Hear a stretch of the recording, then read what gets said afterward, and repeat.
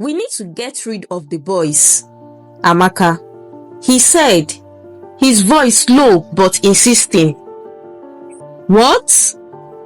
Amaka sat upright, with disbelief in her eyes. You can't be serious, Okenwa. They are my children.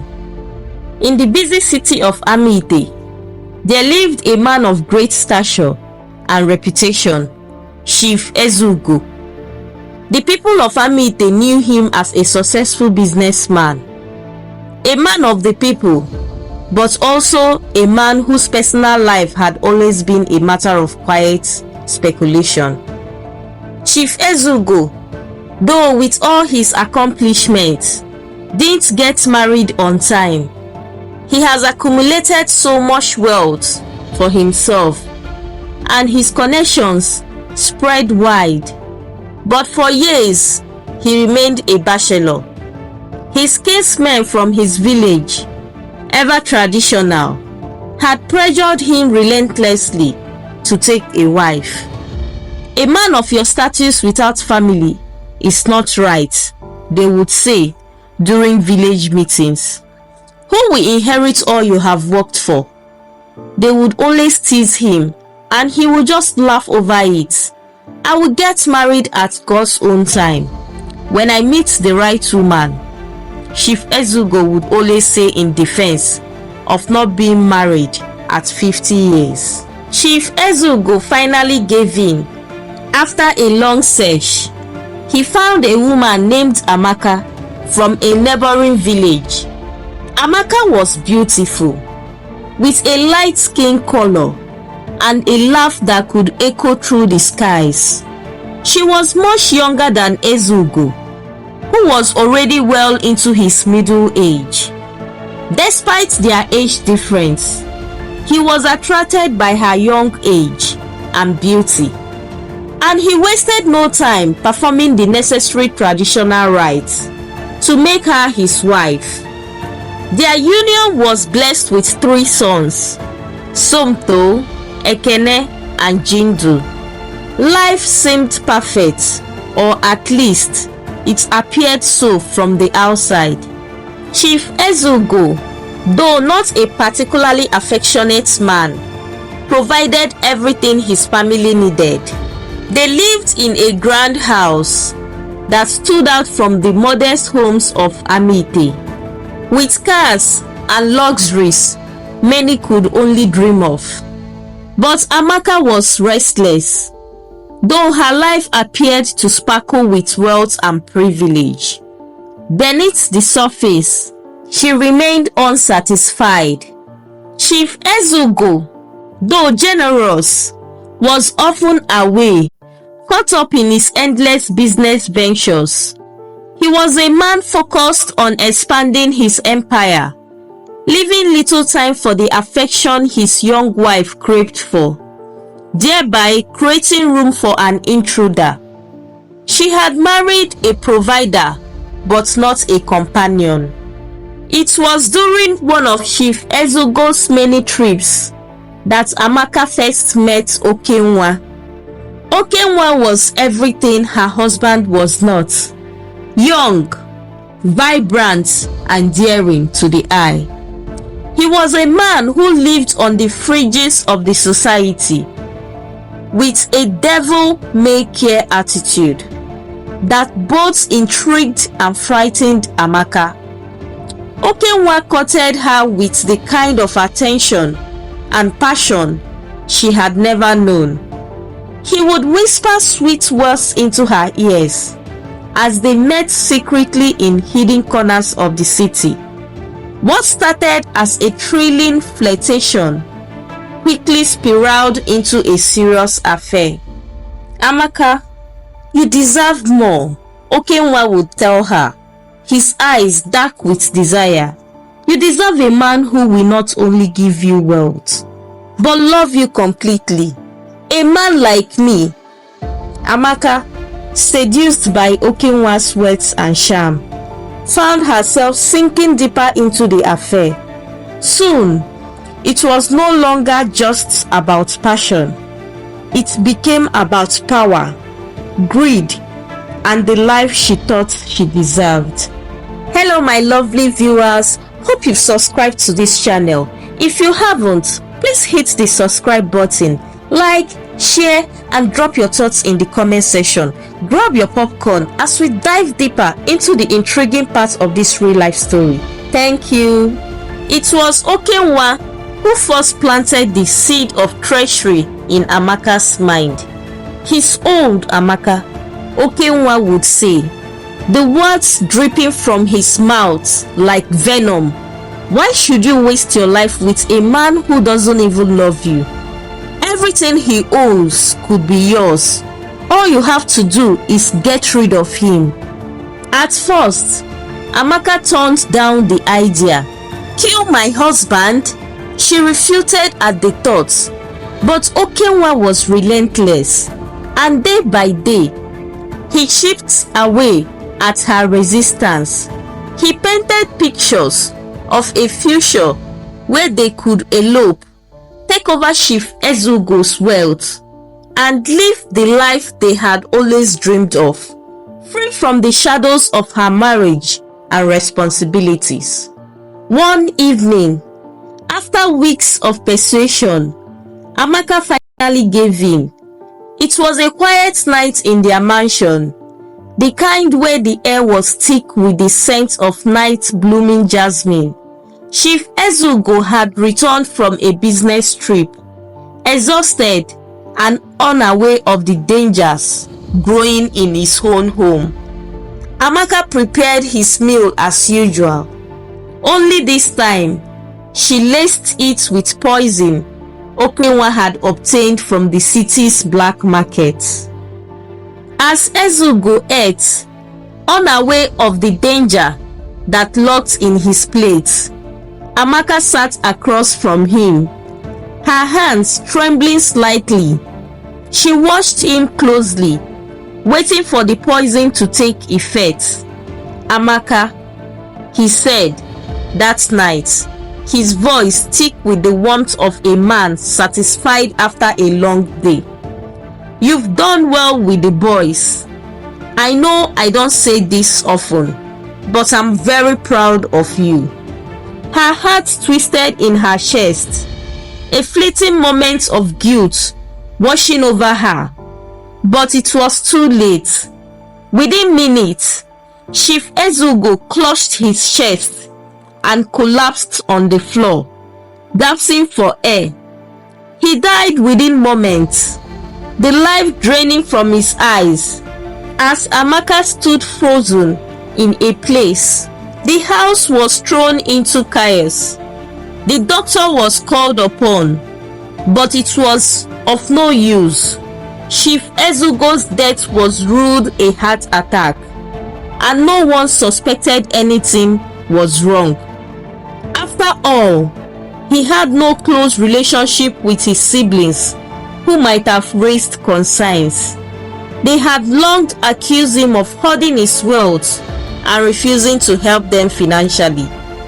Amaka's deception went unnoticed, and the city of Amite mourned the sudden death of one of its most successful sons. During Chief Ezugo's funeral, it was Amaka's behavior that caught the attention of the villagers.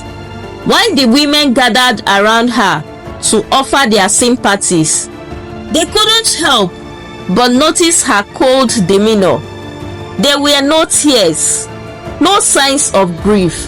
Instead, Amaka remained indifferent, her face like a stone. Amaka, is everything alright? You've just lost your husband, one of the older women, Mama Nkechi, asked gently, her voice filled with concern. Amaka shot her a sharp look. He's dead. What more is there to say? Life goes on, she replied, her tone cutting through the air like a knife. The other women gasped, exchanging nervous glances. Mama Nkechi wasn't one to back down easily. A woman should mourn her husband, especially a man like Chief Ezugo. People are watching, Amaka. Your behavior will speak louder than words." Amaka smirked and stood up immediately. "Let them talk. What do I care?" The women left the funeral, whispers trailing behind them. The entire village was uneasy with how the chief's widow carried herself, but no one dared to question her directly. Little did they know, Amaka's heart was already elsewhere with Okenwa. With Chief Ezugo gone, Amaka and Okenwa continued their affair more openly. Okenwa began spending more time in the mansion, and soon the two began to plot their next move. But Okenwa was a man never satisfied. His greed knew no bounds. One evening, as they lay together in the aftermath of their passion, Okenwa turned to her with a new idea, one that would forever seal their fates. "We need to get rid of the boys, Amaka," he said, his voice low but intense. "What?" Amaka sat upright, with disbelief in her eyes. "You can't be serious, Okenwa. They are my children." Okenwa's face darkened. "They are not your children. They are his heirs. As long as they are alive, they stand in our way. Think about it. If they are gone, everything belongs to us. We could start afresh, build our own family, free from any ties to Ezugo." Amaka stared at him, horrified. "No, Okenwa, I won't do it. I won't kill my own flesh and blood." For the first time, doubts crept into Amaka's mind. Okenwa was becoming more dangerous than she had imagined. She refused him outright, but the poison he had planted in her heart was growing. It was a quiet evening when the tragedy struck. Amaka had been invited to a wedding ceremony, and before leaving, she gave her boys strict instructions. "Don't open the door for anyone," she had said, her voice thin. "No one, do you hear me? No one should be allowed into this house." "Yes, Mama," Stone told the elders, replied dutifully, as his younger brother nodded in agreement. But while Amaka was away, Okenwa saw his opportunity. He arrived at the mansion, knocking on the door. Sonto, remembering his mother's warning, refused to let him in. But Okenwa was a man of cunning. He lured the boys out with the promise of sweets and gifts. Once outside, Okenwa's true intention became clear. He dragged the three boys to the back of the mansion, where an old water tank stood, its mouth wide and open. Without hesitation, he forced the boys inside, one by one, ignoring their screams and pleas for mercy. When Amaka returned home, the house was unusually quiet. A mother's instinct told her something was terribly wrong. "Somto, Ekene, Jindu," she called out, her voice trembling. No answer. She searched the house frantically, her heart pounding in her chest. Finally, she found the water tank, and when she saw the lifeless body of her children floating inside, a wail escaped her that echoed through the entire neighborhood. The police were called, and Okenwa was swiftly arrested. Under intense interrogation, he confessed everything to the police: the drowning of the children, the murder of Chief Ego, and Amaka's involvement. It was too late to save the boys. Within minutes, the water claimed their life, but justice was swift. Amaka was arrested alongside Okenwa.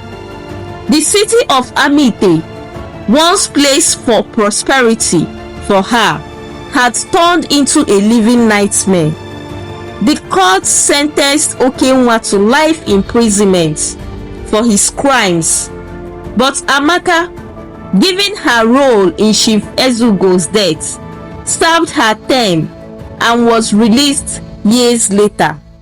However, the people of Amite did not forgive easily. Upon her release, she was banished from the city, her name forever tainted. Chief Ezugo's only brother, Augustine, who had once estranged from him, returned to Amite. With his brother's death and the tragic end of his nephews, Augustine took over Ezugo's wealth and property. He swore to honor his brother's memory and raised a family that would continue the legacy of Ezugo's name. As for Amaka, she wandered like a shadow of her former self, forever haunted by the ghost of the lives she had destroyed, her husband, her children, and her own soul. In the end, love, greed, and betrayal had consumed them all, leaving only ruin in their wake. Hello, my lovely viewers. We have come to the end of this real life story. Please share with me in the comment section what lessons you have learned from this story. For me, the moral lesson I learned from this story is that one has to pay attention to his or her partner.